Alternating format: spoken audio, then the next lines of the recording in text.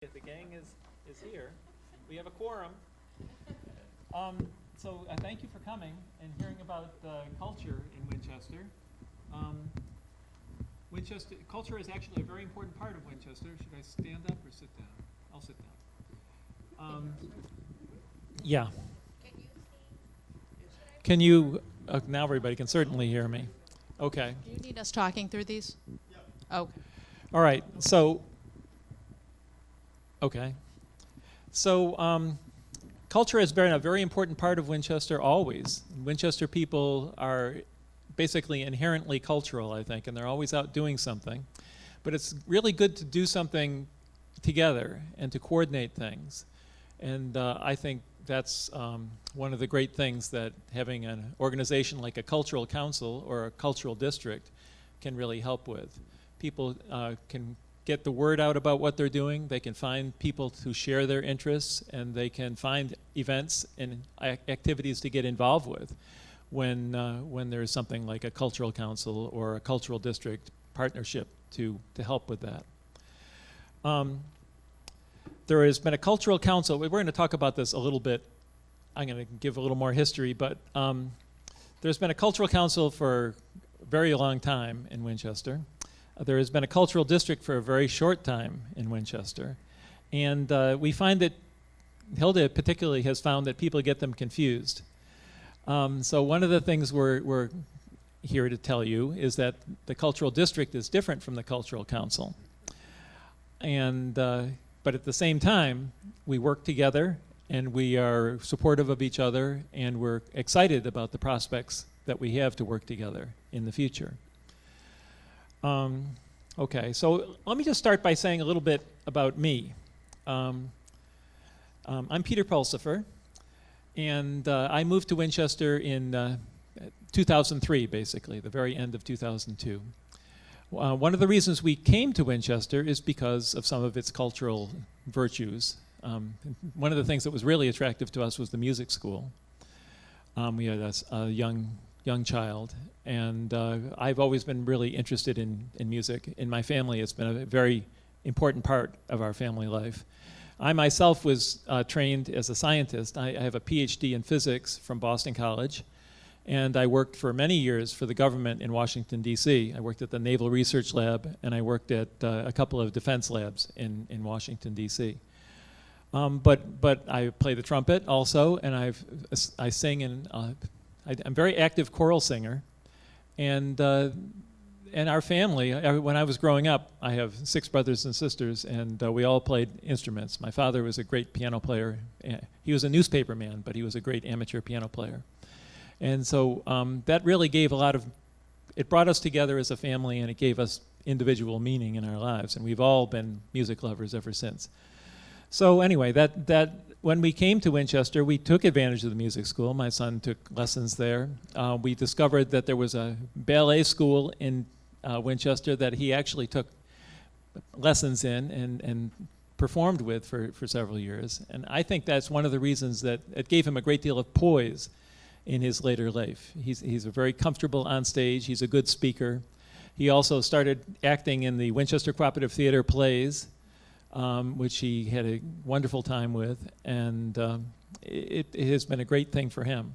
So it's just that is an illustration of the importance that culture can have in one's life.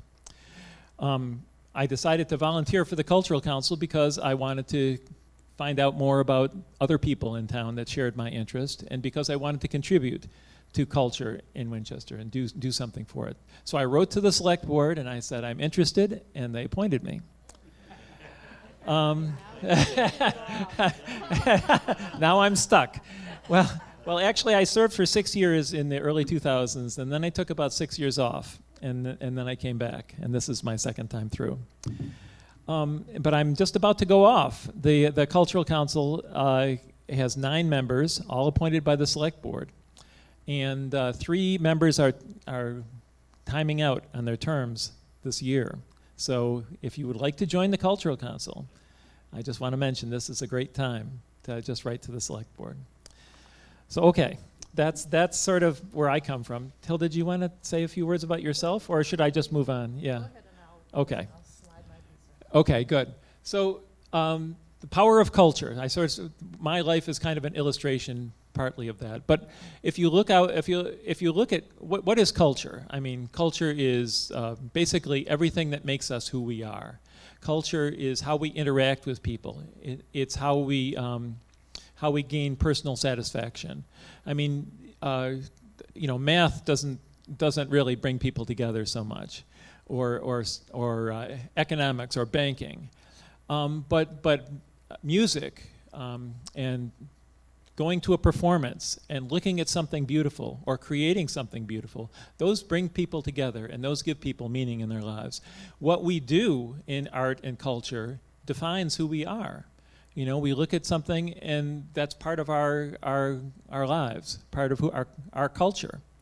So it's really important, and as the Mass Cultural Council has said, in all its forms, culture is essential to the health and vitality of the Commonwealth.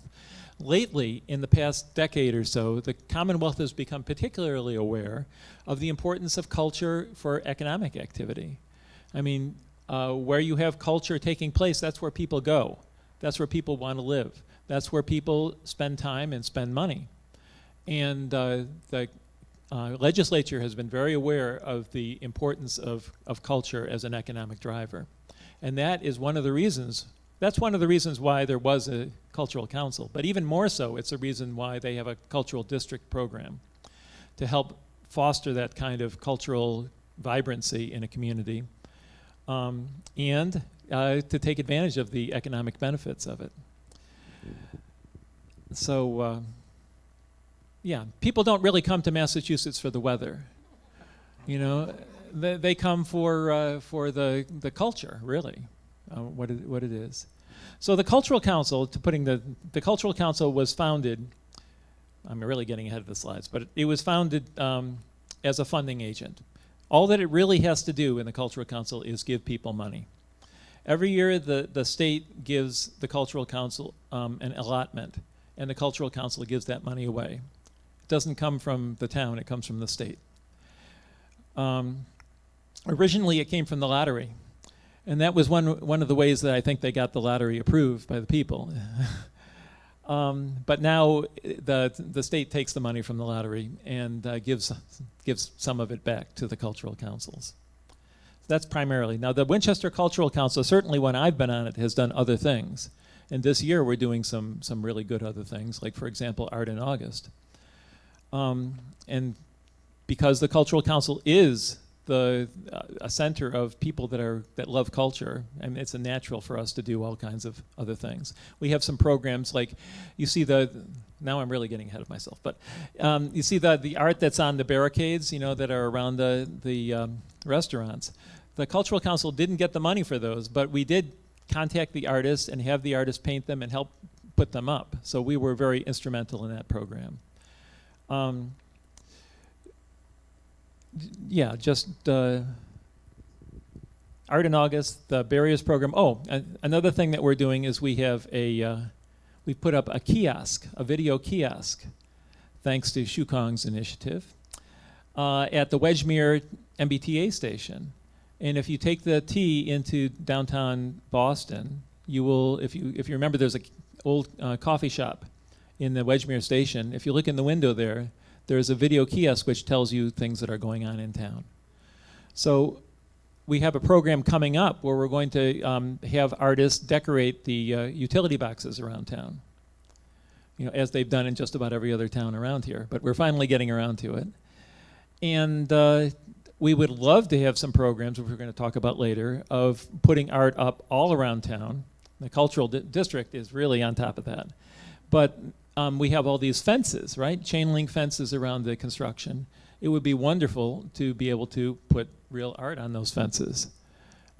We don't know how we're going to do that yet, but we've been talking about it. And it would be great to be able to. Those are just examples of how you can bring culture into people's lives. All right, can I turn it over to you on that? You've covered our entire slides. I know. Which is all good. So, good evening. Thank you for showing up today. My name is Hilda Wong Do, and I am the chair of the Winchester Cultural District. The Cultural District is a designated place the state recognized it back in 2018. And basically, the cultural districts is a recognition that there is a concentration of cultural assets, and that it would be there's enough there that people would come and visit. And so that's really the definition of what a cultural district is.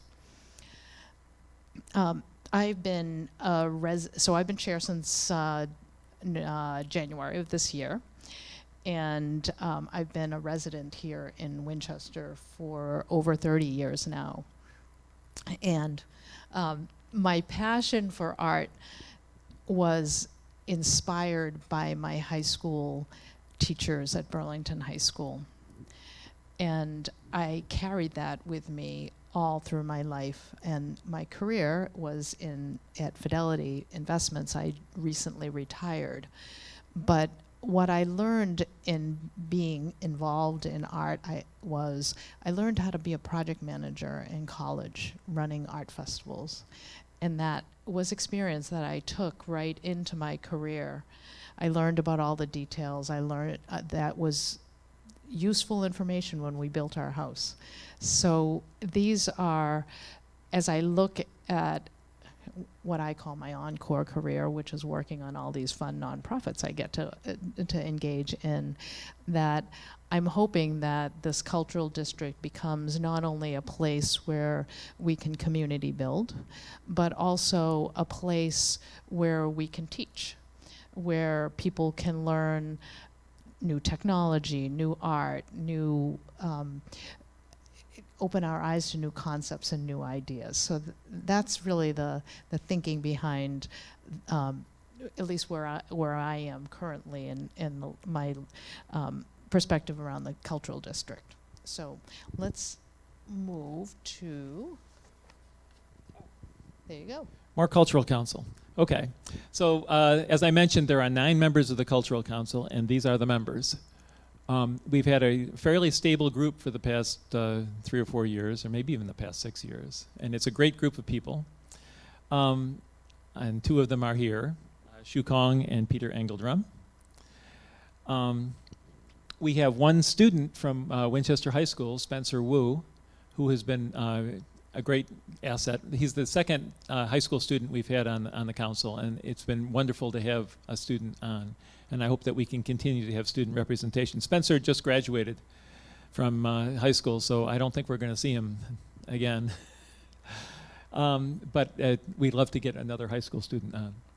So, okay, that's all we have to say. We have a great website. Oh, so this is you, winchesterculturalcouncil.org. Do you want to go back to No. Yeah, go ahead. All right. So the cultural district is comprised of 2 groups. We have the core team who does the planning for any events that we put on. And then we have this much extended partnership, which the Jenks is part of. So while we, over the last 3 years, have been working very closely with the Griffin to put out the Photoville exhibit, which you see around town during the summertime, the majority of the activity, the events, the exhibits are really done by all of these managing partners who have been, I just got my Jenks brochure in the mail yesterday, and just in the quiet month of August, where most people, are away and there's not as many events, there were 10 arts and cultural related activities just happening in the Jenks alone, and that did not count all the weekly poetry and art, quilting, all of that wasn't even included. So there is a lot of work. I think I couldn't do the math, but I started to do the math, and I'm thinking that greater than 98% of the activity is happening by all of these guys, and then the cultural district puts out a few things. So Want me to jump in? Yes. If you look at this managing partnership, a lot of people, people have come up to me and said, why does Winchester have a cultural district? What's so cultural about Winchester? But if you look at the partnership, these are the cultural actors in the downtown area. And there's a lot going on.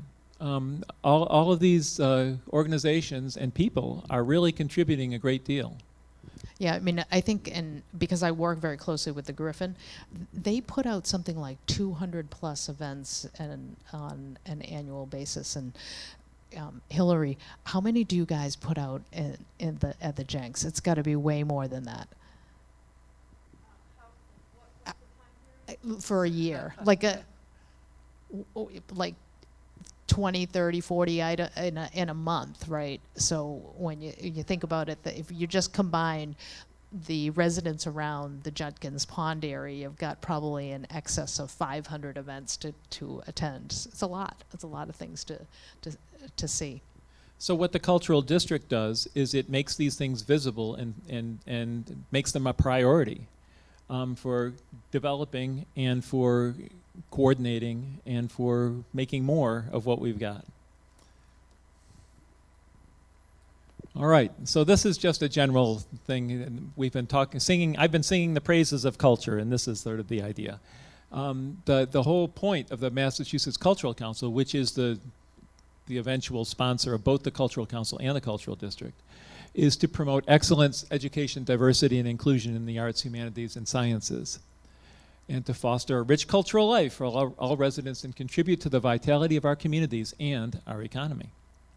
So Massachusetts really has a unique system. It's the cultural council system. Every community, just about every community in Massachusetts has a cultural council or cooperates with another community in a cultural council, for a total of 329 local cultural councils. And that is a great source of vitality to the Massachusetts cultural community. So we are one of those. And the Cultural District is one of 51, I'll just jump in and say it, recognized districts in Massachusetts. Arlington has a cultural district. I'm pretty sure that Medford and Belmont have cultural districts.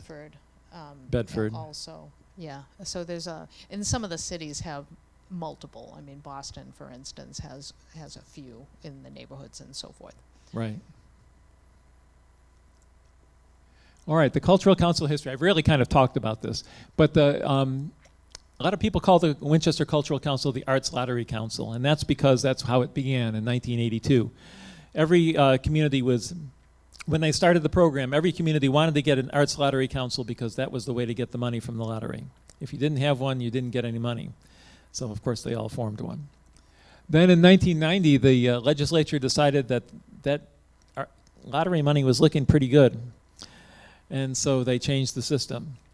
And instead of getting an allotment from the lottery, we got an allotment from the legislature. Of course, that was long before I was here. Hilda was here. So every year we are very grateful to our legislators for the amount that they give to culture and the importance they recognize of culture in our society. I have to say, when I first joined the Cultural Council in the early 2000s, that priority was not quite as high as it is today. And the Cultural Council was getting $3,000 or $4,000 from the state a year, maybe $5,000. And that's not really enough money to do very much. The most recent budget, I think we got $6,900, which is a great improvement. In 2019, we were able to convince the town and the town manager at the time, Lisa Wong, to give us some money from the town budget, making the argument that Winchester really needed to step up and support culture within its borders. And Lisa was, I think, particularly motivated by the fact that we were looking at this interminable MBTA construction, which was going to have a huge impact on the downtown area. And she had experience as mayor of Fitchburg with economic development that came from culture. She formed a cultural organization in Fitchburg that really did a great deal towards helping them weather economic storms that they have had. So, so now we are very happy and grateful to get money. Now, as soon as we started getting the money from the town, what happened? COVID. So that greatly reduced the possibilities that we had for spending that money. But now that we are emerging from COVID, we are actively seeking good ways to spend that amount which we've gotten. And we can see the need, is because of COVID and because of the construction that's going on right now. It's very important to keep that cultural investment. Yeah. Oh, here we go. So, so $6,900 this past year, and we've had this. That was 2019, which is fiscal year 2020. I have been getting money from the town. And this year we gave a total of nearly $12,000 in grants, which is an all-time record as far as my experience. And last year we were ramping it up. We gave 9,375. Again, it was tough.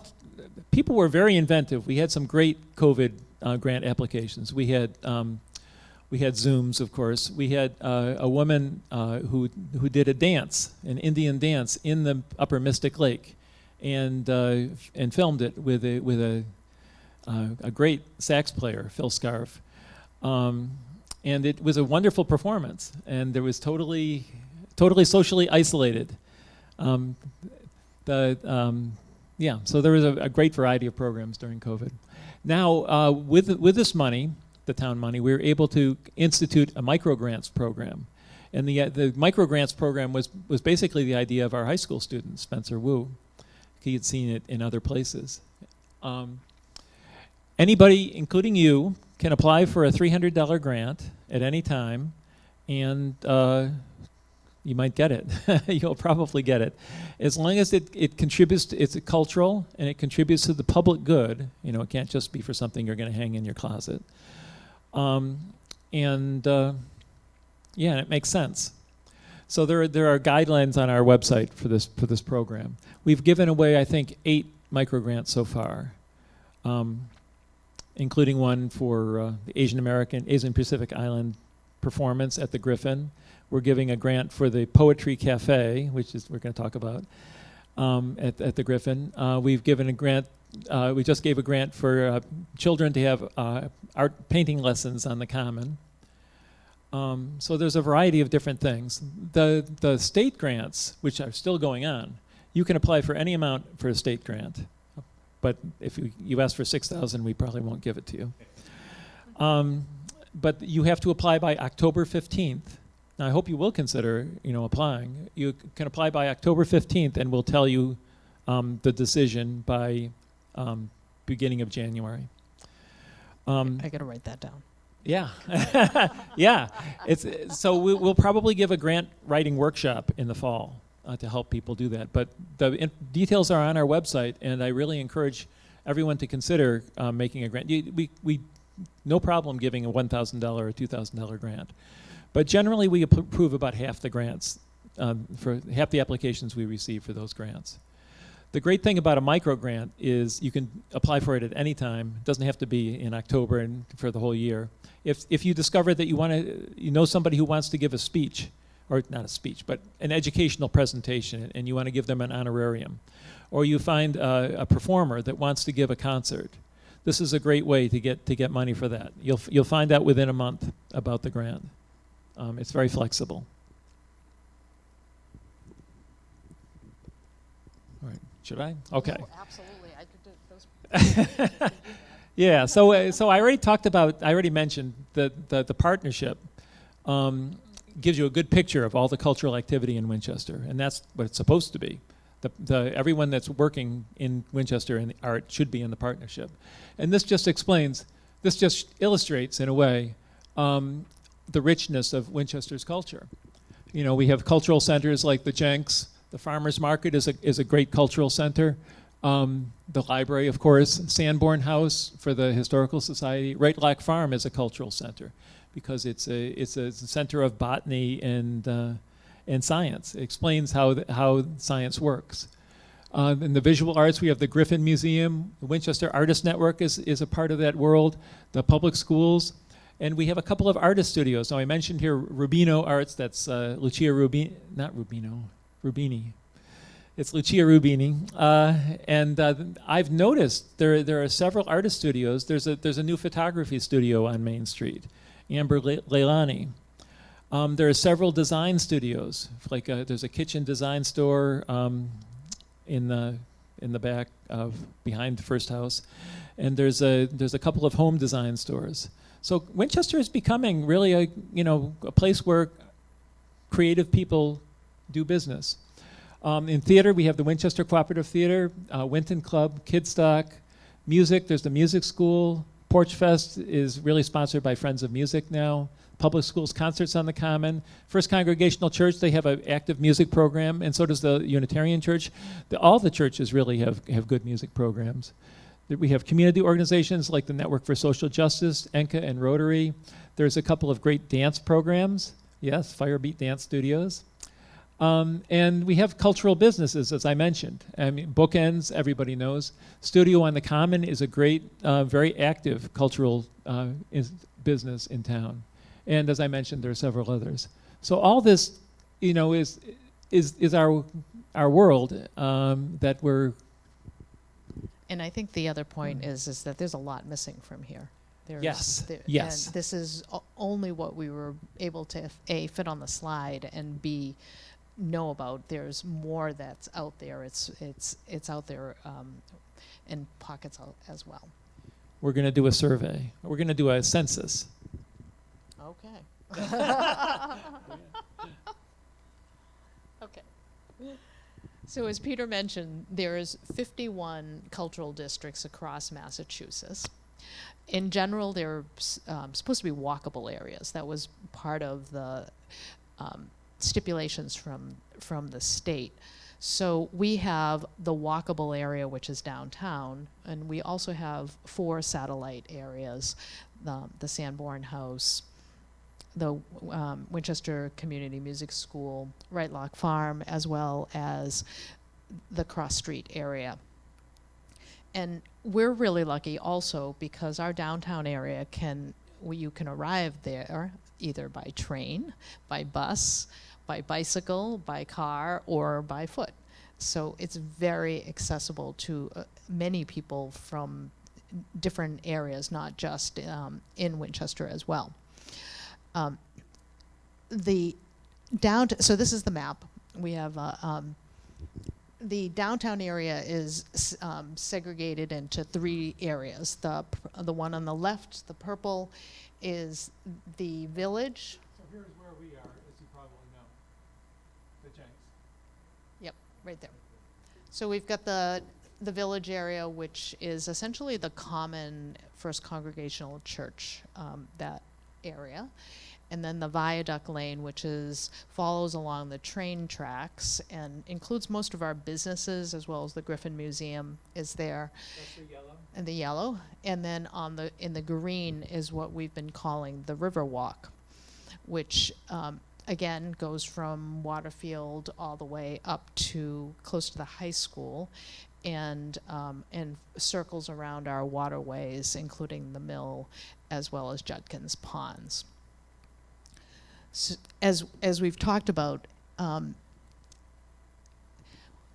as a state designation, the state gives us money also. They give us $7,500 on an annual basis to put on and support the cultural district. We're very active fundraising as well through private foundations and grants.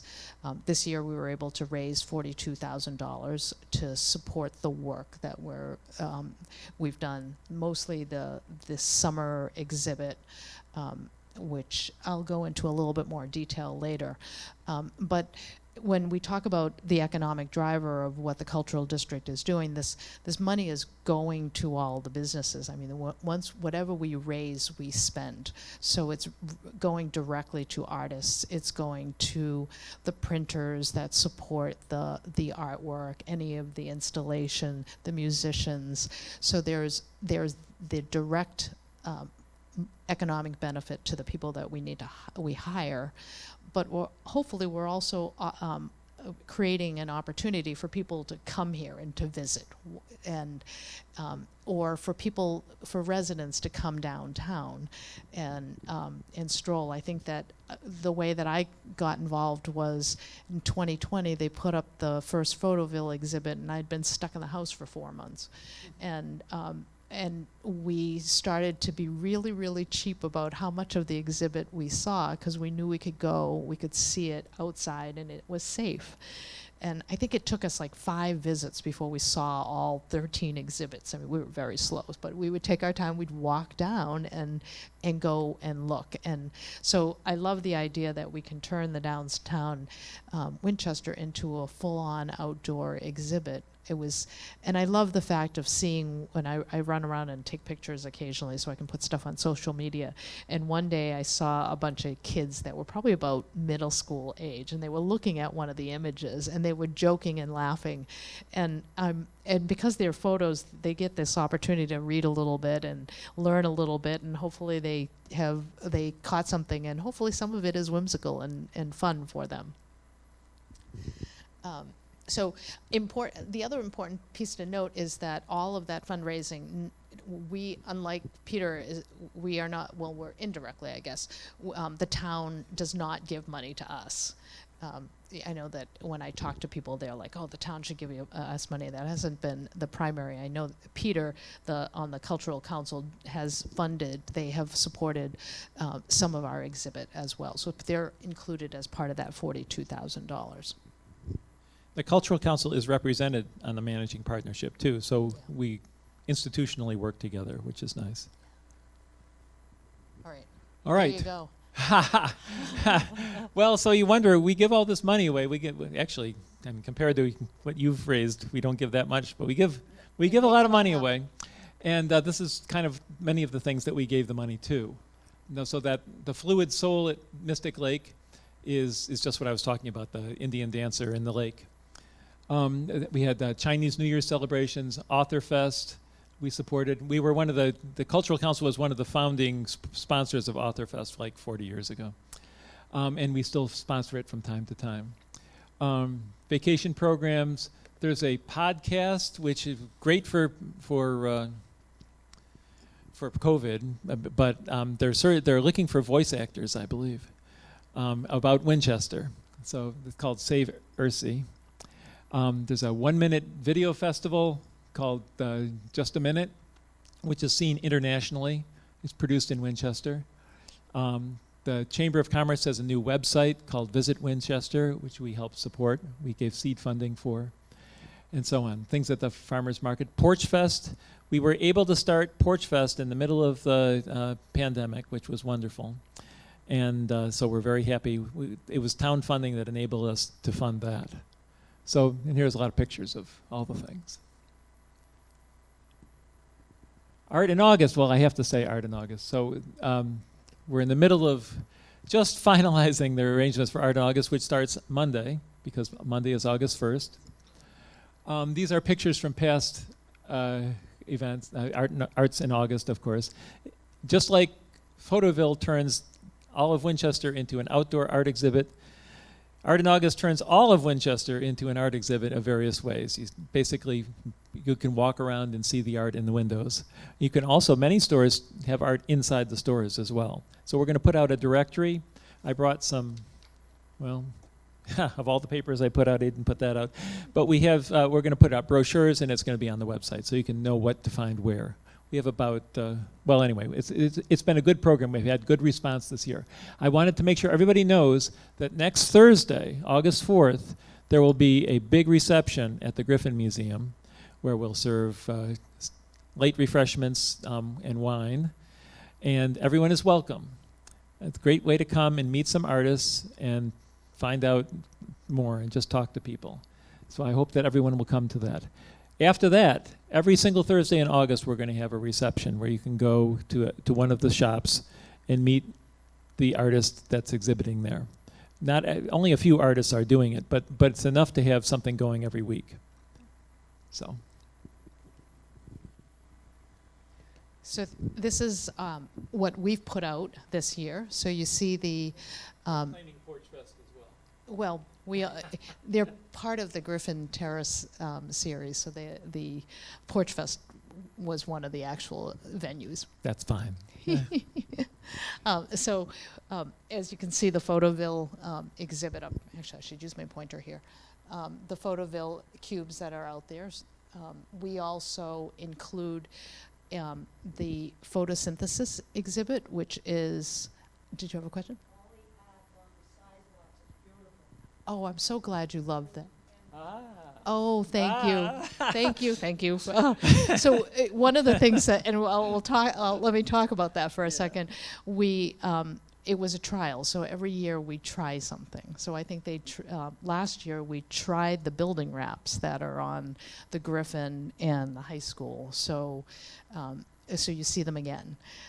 This year we're trying the cubes as opposed to the X pattern exhibit, the structures we had last year.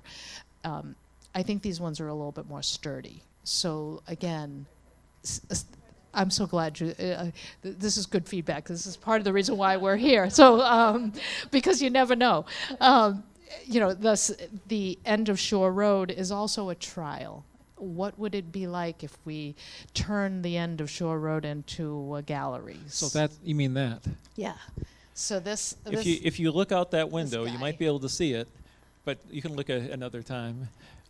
It's at Shore Road and Skillings Road. It's it's at the at the high school. Right at the. But you can see it from here.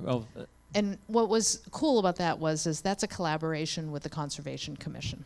So the Abidjona Initiative, which I believe I think Reed Pugh presented here earlier in the year, the thinking around bringing both the landscape as well as the art and combining it. So this was a trial of us working together. The Winchester Savings Bank employees came and helped pull out some of the invasives on the Jenks side as well as on the Griffin side of the pond, all of that. And we opened up some areas. So I was really excited because when we were sticking down those stickers down on this bike path, We didn't talk about the stickers. We found that there's a view that you can look across the water and see the exhibit from this right behind the Griffin. So, right behind the Jenks, excuse me. So every year our goal is to try something else out. Last year we tried some concerts on the terrace at the Griffin, and this year we have a terrace series. And last year was just music. This year we're going to add poetry. So the August 20th event is a poetry event. I know that there's a poetry club or a weekly group here at the Jenks. We're inviting people to come and read as well. Read your favorite poetry or just come and be inspired. So, Hilda, can anyone just come to it, or should you register in advance? Yes, thank you. Good question. We should register in advance. We do have we have two headliners. So the Poet Laureate of Medford. Can you believe Medford has a Poet Laureate? They have a Poet Laureate, and he's done some work with the Winchester Community Music School. Yeah. No. But oh, you have to lovely. come. Yes, Yeah. you must come. Please do come. Maybe you will be acclaimed the Winchester Poet Laureate at the event. Save me from having to read poetry, because I've signed a few of us up. I was, and the hilarious discussion was I asked my good friend Electra to read something. I said I would read something that was Chinese related. She should read something that's Greek related, and she offered to read the Iliad. So if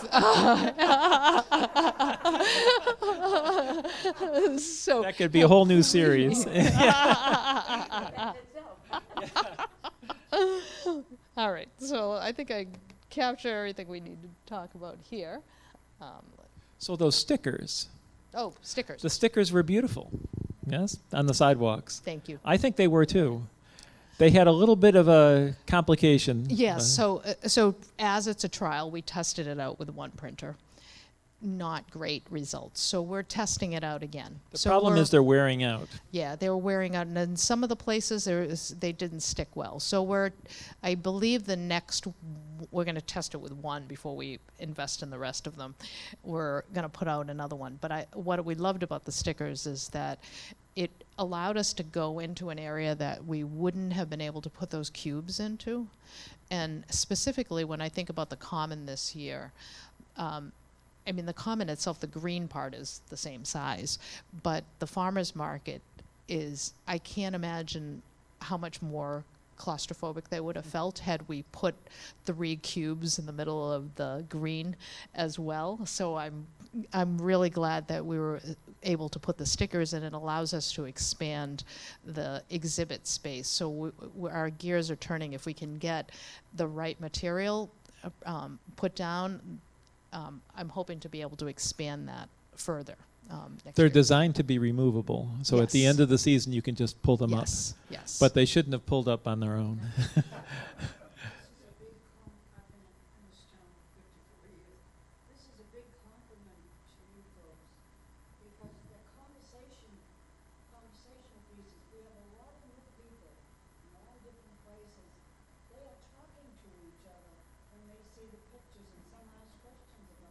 Awesome. That's awesome. Well, in particular, thank you. I will share I that really with like the that team. comment. Yeah. I will share that with the rest of the group. And what was really cool was we put out this catalog for people to choose from for images, and the vast majority of the people, because we had sponsors for the stickers, most of them chose the Griffin photos. So those are all Arthur Griffin photos, and the purpose of that is it's the 30th year anniversary for the Griffin Museum in September. So this was kind of bringing us into that. So we're hoping to be able to use more of his images. Thank you for that feedback. Fabulous. All right. Talk about what's upcoming. Take it away. All right.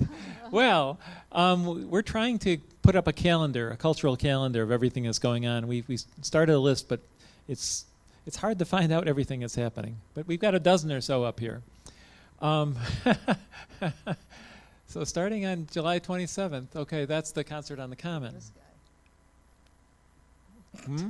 Oh yeah. So Sounds Like Chicken is actually a band. And they're playing on the Common. There's this concert on the Common series. I won't say any more. Winchester Cooperative Theater is actually having a production this summer, and it's a wonderful program, and they're doing Frozen Junior. So I guess those are all concerts on the Common, right? Yes, on the bottom. So that's what all the orange type is. And then, of course, don't forget the Art and August Gala reception, and then the Poetry Cafe. And we're looking ahead to the anniversary of the Griffin Museum.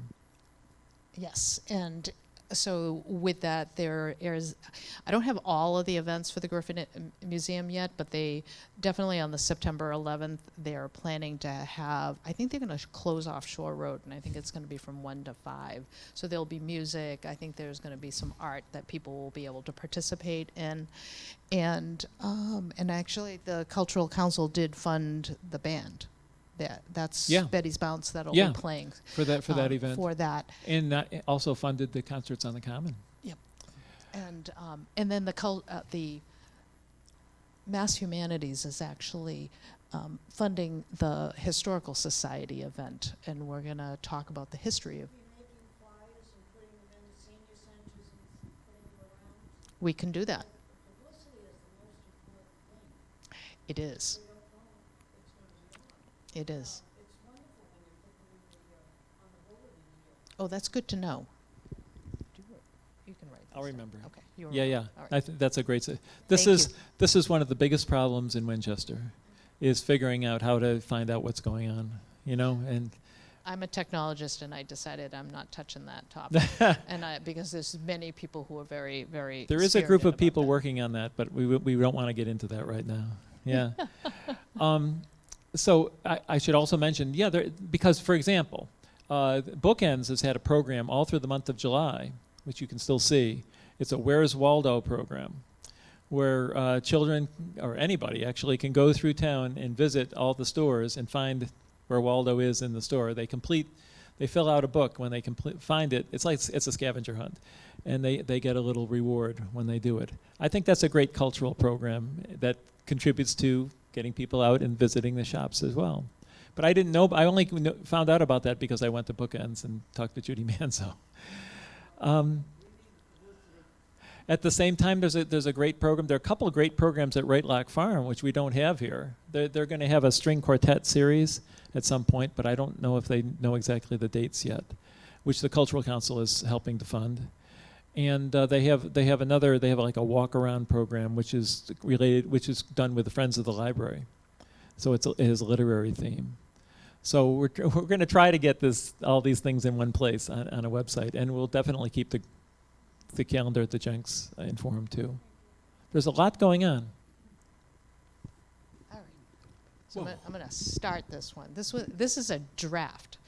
So We talk about these things and we get very excited because we have all these ideas of things that we'd love to do. So we're percolating ideas, so please provide feedback here.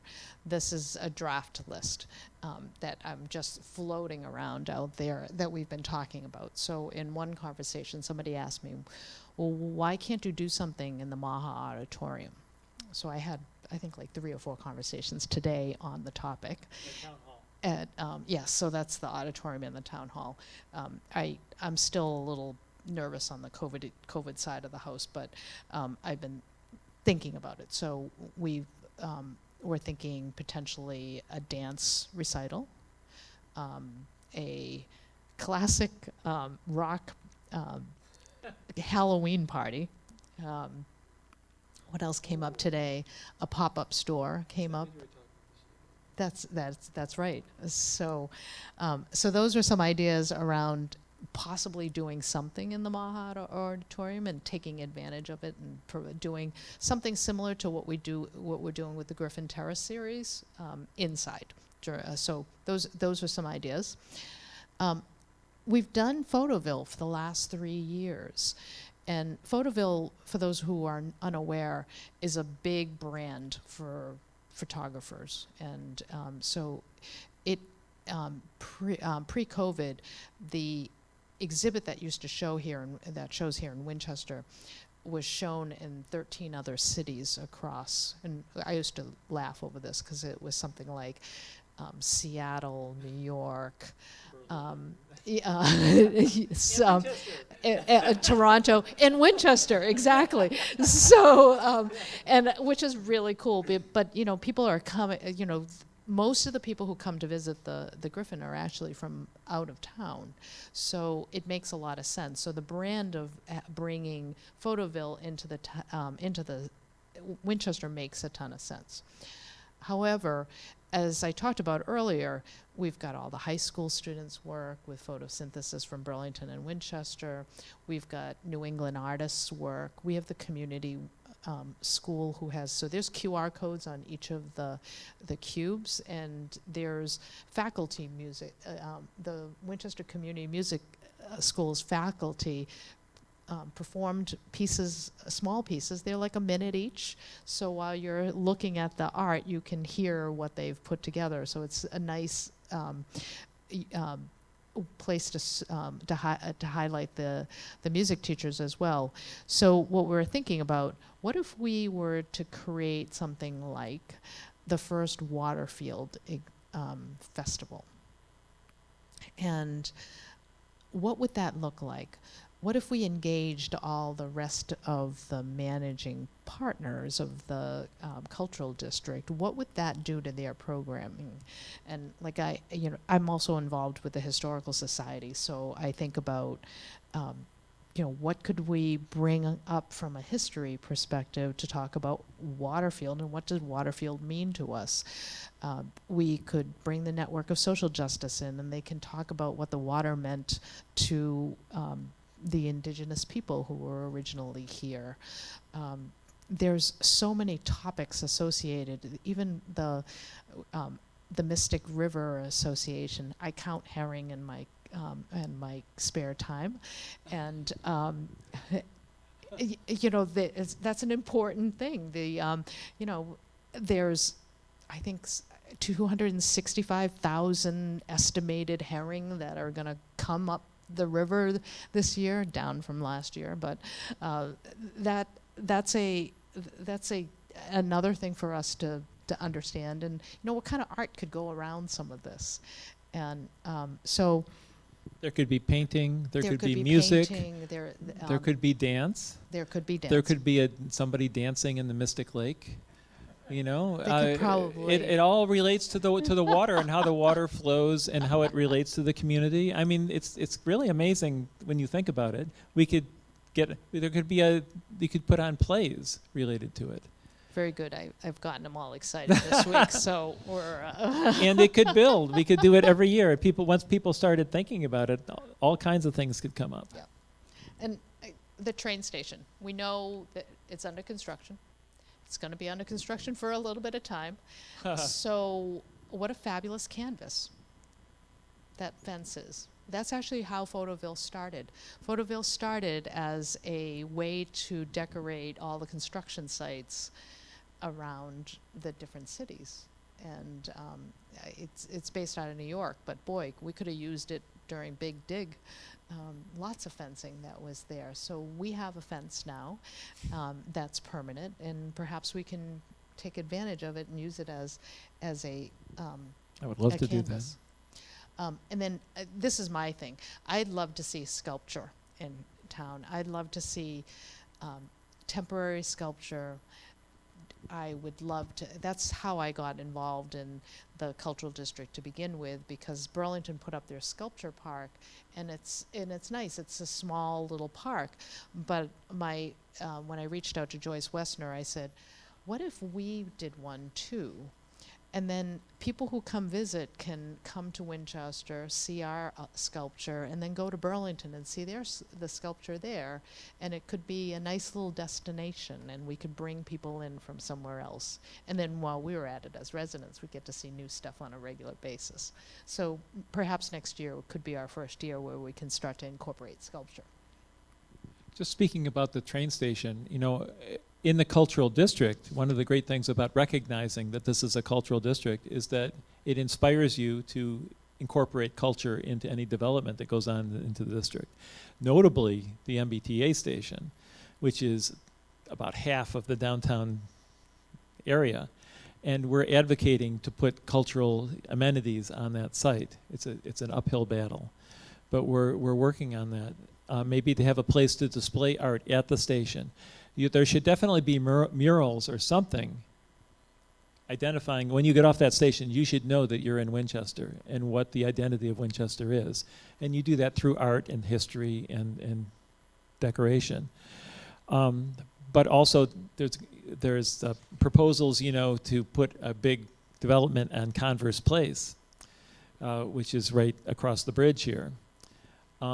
And it's hoped, Hilda has been talking to the developer there about possibly, about what kind of cultural amenities he might be interested in doing. And I think that they are interested in working on adding some things related to the Riverwalk. So it's that kind of thing. When you have a cultural district, it provides a framework for this kind of discussion. Speaking of. Yes. So I've been working with Reed Pugh of the Conservation Commission and talking about how do we combine the Aberjona initiative with the cultural district. So how do we create, have the backdrop of beautiful landscape alongside with beautiful art. And so Elaine Vreeland of the Concom, she's been inspired by the water fire in Providence. So if anybody's ever seen that, she's got a folder. I just met with her a couple weeks ago, and she's got a folder of all these ideas she's been thinking about. Once they finish and take out all the invasives, what could we do with the water? You know, what kind of art could we envision? Mary McKenna, who I succeeded as chair of the cultural district, saw this as a place of reflection as well as education. So my inspiration comes from the Rose Kennedy Greenway. And this picture up here was taken on a day where I had an absolutely horrendous day at work. And a coworker had an equally terrible day at work, and the two of us left work and sat underneath that sculpture and watched it wave. And I have a video of it still, and I can't help but smile every time I see that. And I know what I felt like and how it helped melt away all the stress that I had of that day. So when I think about the Riverwalk and what could the Riverwalk mean to us, I think about a potentially bustling area that's in the downtown area around Mill Pond. So Reed talks about an amphitheater, and we can have all sorts of loud concerts down in that area, and or on Converse Place. And then, but down here near Judkins Pond, near Jenks, near the high school, how about if we had something quiet here that was much more natural, that we could walk, we could have benches, we could have reflection spots. So you have a little bit of both. And Peter, I took out a slide because one of the things that I talk about when we talk about the Riverwalk is that it is about community building. It's about stress relief. It's about the known, all of the science around what art as well as green space does to us. It makes us feel good. And while we're at it, what other kinds of things could we do? Like one of the big things that I want to see us be able to do is some sort of community engaged art, where what if we all did one little thing and added to it and it became a really big thing and we all became artists as a community? Yeah, Write that down. No, Okay. I think it's great. Another inspiration. So once we can do all that, right? So it's all good for us. As residents, then hopefully other people are going to come and join us, and that again. So back to the. So that's what I think about, and as an initial vision. I know that we're doing okay on time, but how do people feel about that?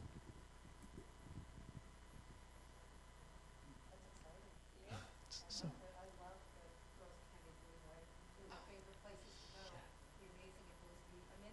A little tiny one. Yeah. As I understand it, I don't think boating on the Riverwalk is going to be feasible. But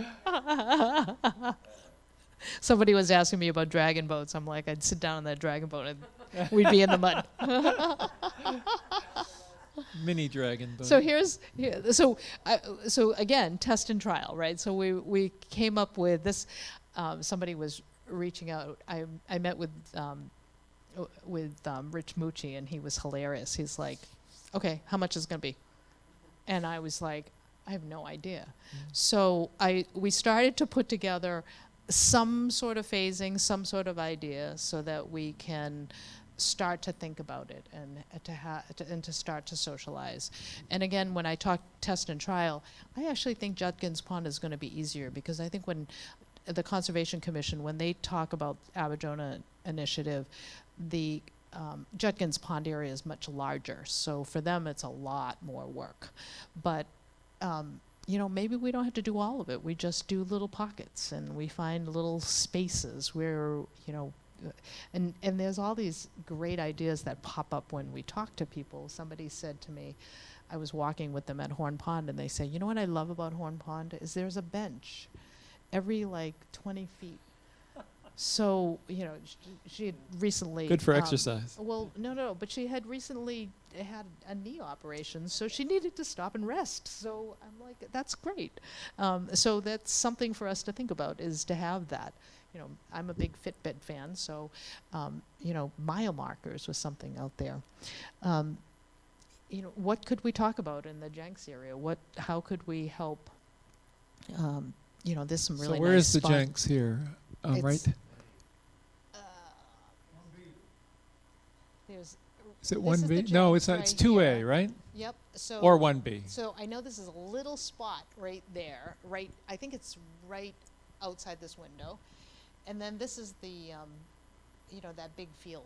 I don't know, like, I have no Where the idea cubes are now. And I put it in red because we haven't even had any conversations, but I look at that and I'm like, oh, it's on the Riverwalk. What can we do together?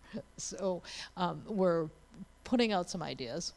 And then... Yeah, so when you say the Riverwalk, it's like that, right? Yeah, it goes around You this walk way. all around like this. And I think the important thing about here is that most of this is already beautiful.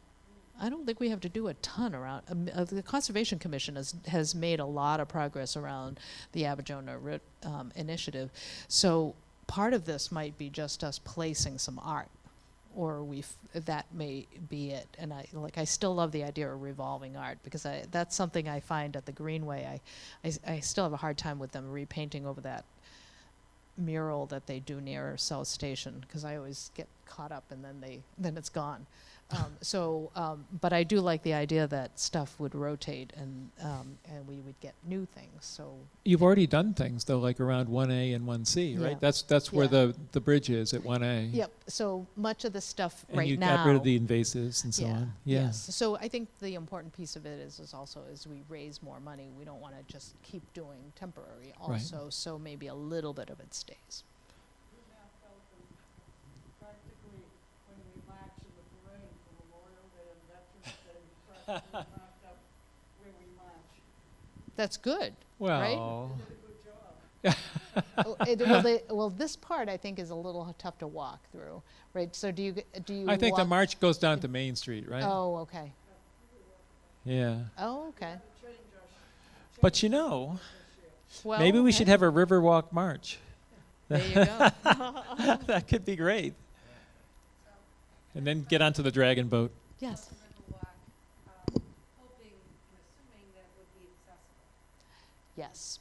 Yeah. So, I see accessible boardwalk along Mystic Valley Parkway. oops. Intimacy with nature, because I use a wheelchair often with also crutches, but Mm-hmm. so intimacy with nature is challenging. It's always a real treat. Like, it's like, oh, yay, I found an intimate place that's accessible. Yeah. And to be able to move through, that's why I love the agreement. Yeah. Yeah. It's Yeah. accessible. It's great feedback, because that's why, like, most of this stuff is fairly much more nature driven and temporary art.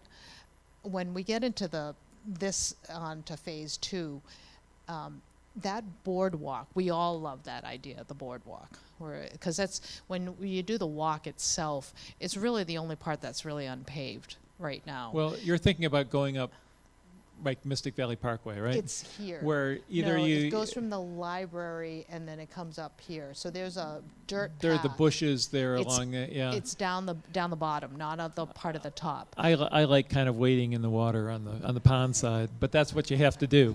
Yeah. There's a kind of two minds there, because if we create more traffic, then the heron are going to be all upset. Oh, the heron. But it is, but one of the concerns that we have is that it's really steep coming up to Converse Bridge there. So how would we do that? Because I agree. I think all of that is important, and that's part of as we have these conversations. This is a community space. So how do we think from a diversity perspective, where whether it's accessibility, whether it is all ages, whether it is, all of these things, I think we need to think about. I was talking to somebody who has an autistic child, and I said, what kinds of, how could we reach that audience? How do we do all of that?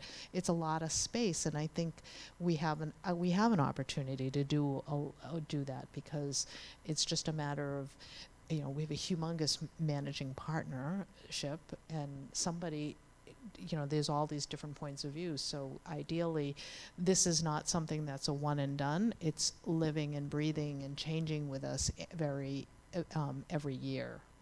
So. That's a great comment, though. to make those areas accessible. Absolutely.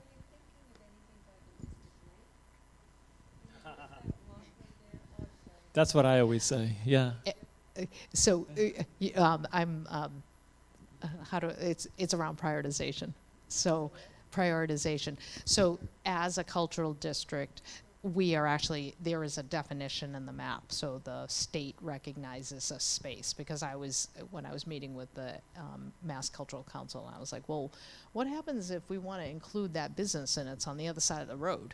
Can we have them? And they're like, oh yeah, that should be easy. We just have to make some, I think we have to change legal documents. So, we can just jump to discussion. Oh, we gotta. You keep going. Okay. So I think, people were redoing Davidson Park right now. Also, that's not part of our cultural district. Ideally, we've been working with. Mystic Lake is down here. Yeah. Yeah, and Davidson Park is way up top. But, if I may. Mm. Okay. This is a little discussion, which I kind of have too, is, this is the center of town, and right over here at Wedgemere is where the train station is. That's our town's train station. It would be great. I think it would be great if that area were integrated more into the life of the town. It could be, and I'll just say it in 10 seconds because people have heard it before. But it would be nice if when you got off at Wedgemere that you knew there was a town nearby. And that you could go into restaurants there and that there were activities and so on. But if you get off at Wedgemere, it's like you're in the middle of the woods. And there's no indication that where to go or anything. This is a bike path now. And when you're down here, you're trying to get the train, you have no idea how to get the train. There are no signs. There's no guidance. So that's something I think I'm really advocating for. But I don't want to overstay my time. But that is an issue. Yeah. I got to figure out how to be Hilda able to. is exactly right. That's not part of the cultural district, but it is sort of a town issue, and we could talk about it. And I, from my perspective, it's kind of, we learn to crawl first before we even walk. Right. And once we can get some of this stuff working, I'm hoping that it really becomes its own machine and really becomes incorporated, and we can expand as we go through and see opportunities. So. Flip it to the last one, and I'm going to go really quick because we're over an hour. No, you're going the wrong direction. Yep. So we're working with a ton of people. So these are the people we've been working with so far, in addition to all the managing partnership. Can't do it alone. Looking for what is not on the slide is all of you. We haven't figured out how to do the engagement. This is actually our first one. And one of my to-dos this year was, all right, nobody knows what the cultural district is. I'm going to go out there and tell people what the cultural district is. So we've been meeting, I had to meet with actually the town manager and the select board also. I mean, they knew what there was, but just getting all of that so that people understand what it is. So we want to be able to find ways that we can engage and get feedback from people as well as new ideas, because I think I've had about 6 or 7 conversations today alone, and people came up with a ton of great ideas. Somebody even saw this program and sent me an email with some more great ideas. So I love that, and I think that we should keep them coming, because this is about us and for us, and I want to make sure that that gets incorporated. So. You wanted to talk about the slide, though. No, I talked about it. That's it. You have the art and culture, the Riverwalk. Yeah. So they're covered it. color coded, and the everything works together. The important ingredient in all this is the town, but we're all working together. I just wanted to get that said. And Hilda created it. Yeah. All right, truth be told, and you're going to probably have to cut this out of the video part of it, but hilariously, we have a very different different presentation style, and we've done these presentations a few times now, so I always have like very little, and I don't talk to the slides. We as have you very can different tell. styles. But that's a good thing, right? It's diversity. We don't think about our topics at all the same way, which I think I appreciate. So, do you have any questions or suggestions for us? Keep up the good work. Thank you. I was at the town hall, they had a high school art exhibit. You guys involved in that? We were not. No. No. I'll have to look into it. This is what happens. One of the challenges too is getting to work with the high school and the schools. The schools are kind of the world into themselves. One of the reasons that I was really happy to have a high school student on the cultural council. But yeah. Yeah, and as we look at our organization, we're trying to figure out how to work with the high school, or actually the whole school system, because I mean, I personally love really young children's arts. Like I think I posted something on Facebook today. Look in the window of Studio on the Common. There's a painting of Pickles dancing, and it's phenomenal. Those pickles are, it's like unbridled joy. And so I really think that we need to find a way to highlight some of the student work. And we've had conversations, they are included, but they're so swamped, especially with everything that's happened with COVID. It's really hard. So we've been, we're swamped, they're swamped, so it's whatever boils to the top. Student art has always been a part of Art in August too, but this year it wasn't because we just didn't have the ability to coordinate with them. Next year, I'm sure we will. Any other questions? Thank you for being such a attentive and engaged audience. This was fabulous. We have email addresses. There's info@winchesterculturaldistrict.org, and then Or info@winchesterculturalcouncil.org. yes, and a bunch of people know us. You too, don't have to so play favorites. and because people can't tell the difference between us, and by the way, we blame the state for coming up with these names. I've kind of given up on it, and my perspective is that we kind of work together, and it's I get. It's nice we get Peter's along so emails. well. I know. I get some of his emails. He gets some of my emails, and that's the way it works. So. River Walk sounds like a great idea to me. That's a nice thing. How would you have art displayed there? You'd be surprised. It could be culture. I'm sorry, it could be sculpture. Yeah. Could be sculpture, yeah, and it could be a structure that holds art. So, I don't. I know we have Carol. We've got artists here. We don't like when I look at that. Here's the problem, and then I look to see what people can create. People do amazing things.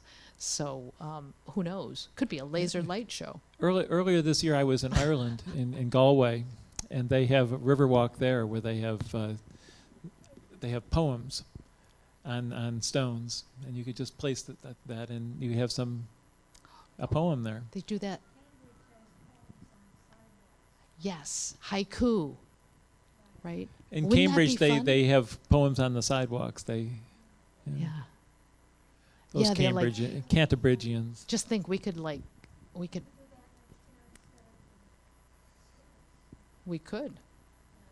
We have to make sure that they come off though, because That's just an example of a way to do it.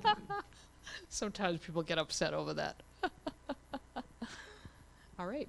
But the sky's the limit. I mean, whatever people can imagine, we could do. Once we have a place to put it, then you'll think of things to put. If you don't have the place, then you don't even have the conversation.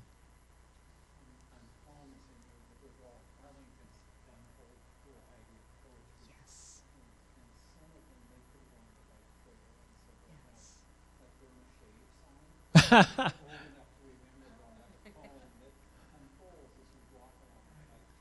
It's fabulous. We have a bike trail now. Yeah, but you can't move that fast on it. Not like Burma Shave. Yeah, okay. You could go from Mm-hmm. in Lexington. Oh,